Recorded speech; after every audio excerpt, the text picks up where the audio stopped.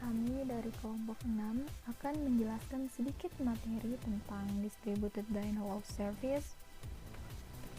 Distributed Denial of Service atau yang biasa disingkat dengan DDoS dalam bahasa Indonesia dapat diartikan sebagai penolakan layanan secara terdistribusi.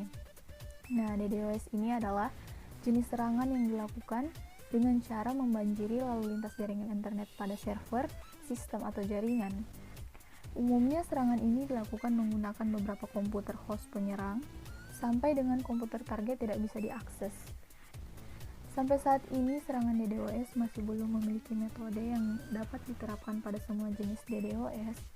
Hal ini disebabkan karena manajemen dan serangan DDoS memiliki mekanisme yang bervariasi.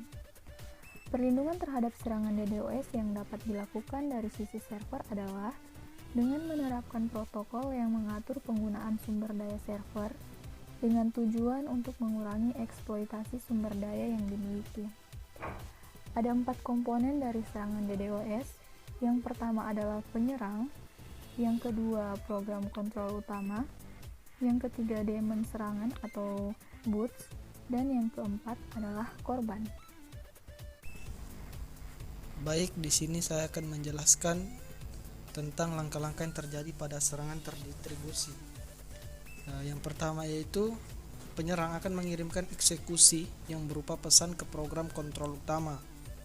Kemudian setelah penyerang mengirimkan perintah eksekusi, maka program kontrol tersebut akan mendapatkan perintah berupa eksekusi untuk kemudian menyebarkan perintah penyerangan untuk tiap daemon serangan yang berada di bawah kendalinya.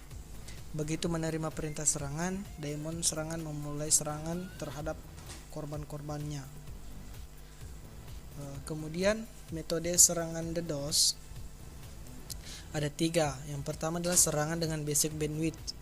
Serangan ini merupakan jenis mengirimkan pesan data sampah secara massal untuk overload. Contoh simpelnya seperti kita mengeping secara massal besar-besaran kepada suatu jaringan sehingga bandwidthnya tersebut penuh. Ketika bandwidthnya penuh, maka tidak lagi tersedia sumber daya perangkat jaringan. Kemudian metode serangan DDoS yang kedua adalah jaringan dengan basis lalu lintas jaringan. Serangan ini akan membanjiri lalu lintas jaringan dan akan mengeksploitasi menggunakan malware yang menyebabkan kebocoran informasi atau pencurian data sensitif pada komputer target. Metode serangan yang ketiga adalah serangan dengan basis aplikasi. Serangan jenis ini biasanya mengirimkan pesan data pada tingkat layer aplikasi sesuai dengan fitur bisnis yang spesifik.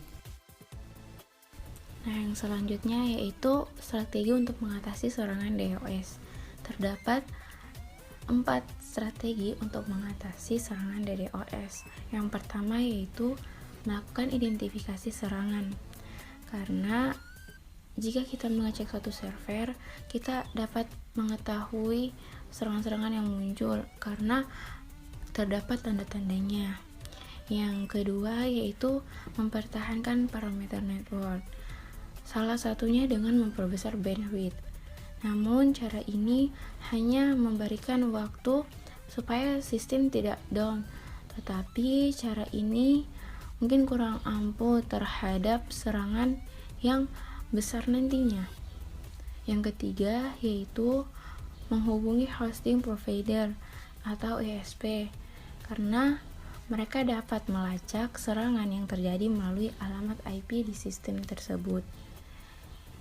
Yang keempat yaitu jika cara 1, 2, 3 itu sudah dilakukan tetapi tidak bisa juga, maka segera menghubungi spesialis DDoS.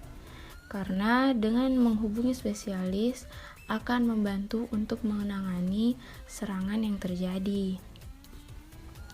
Kemudian yaitu network behavior. Apa sih network behavior ini?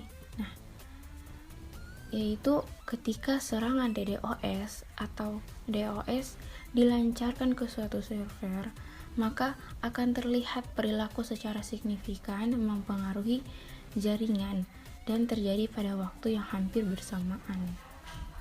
Contohnya yaitu meningkatkan paket service request yang ditujukan pada sebuah layanan jaringan atau server tertentu.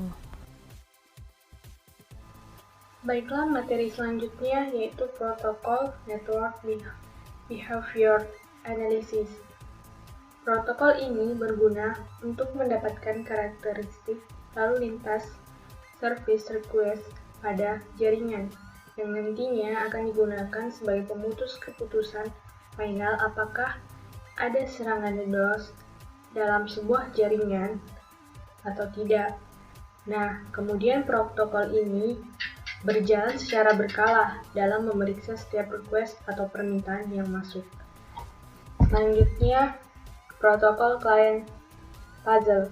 Nah, protokol ini digunakan untuk memverifikasi service request dalam sebuah jaringan apakah terdapat DDoS atau tidak. Klienlah yang akan menjalankan puzzle. Jadi, di sini saya akan menyimpulkan dari semua pembahasan yang sudah dibahas oleh teman saya sebelumnya. Nah, kesimpulan dari pembahasan ini tentang DDoS ini sendiri yaitu yang sudah kita ketahui bersama bahwa DDoS ini merupakan teknik penyerangan pada sistem yang sangat populer digunakan. Nah, kenapa populer digunakan? Karena sistem dari DDoS ini sederhana dan dia mempunyai teknik yang sangat ampuh dalam mengganti sistemnya itu dengan memodifikasi strateginya yang ada. Nah, yang pada umumnya serangan ini dilakukan menggunakan beberapa komputer host. Nah, komputer host penyerang sampai dengan komputer target tidak bisa diakses. Perlindungan terhadap serangan DDoS yang dapat dilakukan dari sisi server yaitu dengan menerapkan protokol yang mengatur penggunaan sumber daya server itu sendiri. Nah, mungkin itu saja penjelasan dari kami tentang DDoS. Cukup sekian. Wassalamualaikum warahmatullahi wabarakatuh.